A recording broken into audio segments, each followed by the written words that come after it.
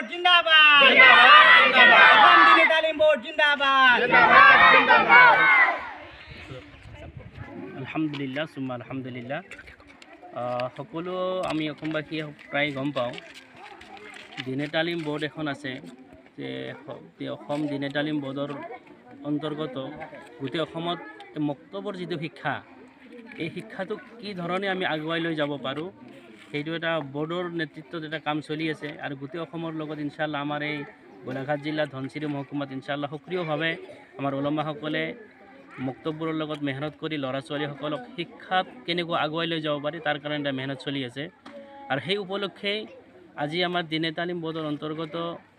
যিমানবোৰ মক্তব আছে সেই মক্তবত বছৰিকা পৰীক্ষা অনুষ্ঠিত কৰা হৈছে আৰু সেই পৰীক্ষা আজি আমাৰ গোলাঘাট জিলাৰ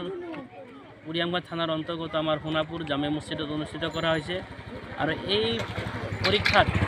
এটা পদক্ষেপ লোৱা হৈছে আমাৰ ধনশিৰি জিলা দিনে তালিম বোৰ্ডে এটা পদক্ষেপ লৈছে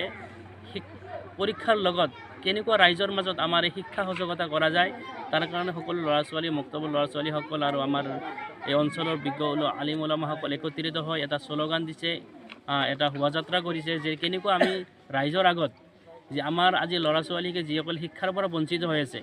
এই শিক্ষাটোক আমি কেনেকৈ লৈ যাব পাৰোঁ তো দিনে তালিম বোৰ্ডৰ আৰু এটা নাৰা আছে যে মক্তবৰ শিক্ষা গোটেই জীৱন ইমান ৰক্ষা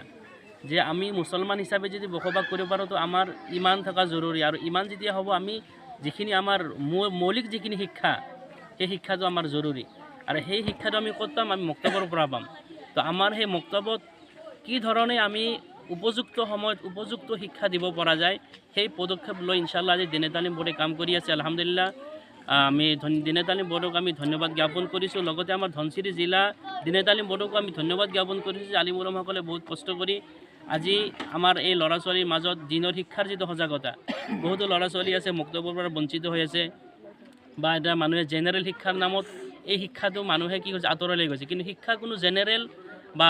আৰবিক তেনেকুৱা শিক্ষা নহয় তো আমি আলিম ওলামাসকলে আছে যে ইকৰা যিটো শব্দ এইটো শিক্ষা হয় ইয়াত কোনো ইংলিছ বা আৰবিক কোনো শব্দ নাই তো ইনশাআল্লাহ আমাৰ মাজত কেনেকুৱা আমাৰ যিটো মৌলিক যিটো আমাৰ দিনী শিক্ষা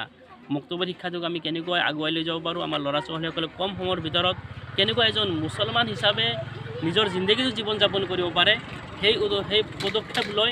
আজি ইনশাআল্লাহ এই শোভাযাত্ৰা কৰা হৈছে হাফিজ সাহেব মই আপোনাৰ পৰা জানিব বিচাৰোঁ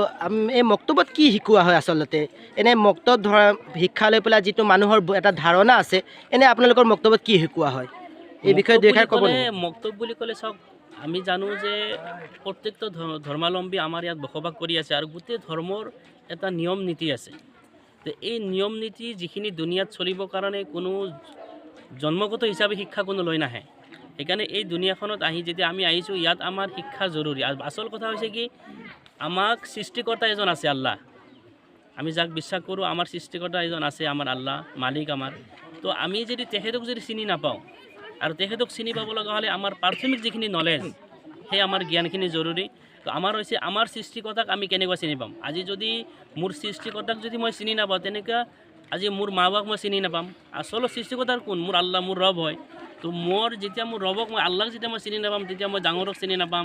মা বাবাক চিনি নাপাম মোৰ আত্মীয় পৰিয়াল স্বজনক চিনি নাপাম সেইকাৰণে কেনেকৈ এজন মানে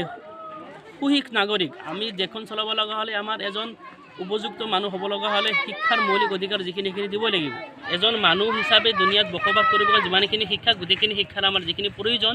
গোটেইখিনি প্ৰাথমিক শিক্ষা আমাৰ দিনে তালিম মক্তবৰ পৰা দিয়া হয় অকল পুৰাণী শিক্ষা বুলি নহয় ইয়াত উৰ্দু ছাবজেক্ট আছে আৰবিকো কিছুমান পঢ়া হয় বিভিন্ন ধৰণৰ মুঠতে এটাই কথা যে এজন মানে মানুহ হিচাপে কেনেকৈ আমি বসবাস কৰিব পাৰোঁ ইনচানিয়াত কেনেকুৱা পাৰোঁ সেই ইনচানিয়াত শিক্ষা দিয়াৰ কাৰণে মক্তবৰ পদক্ষেপ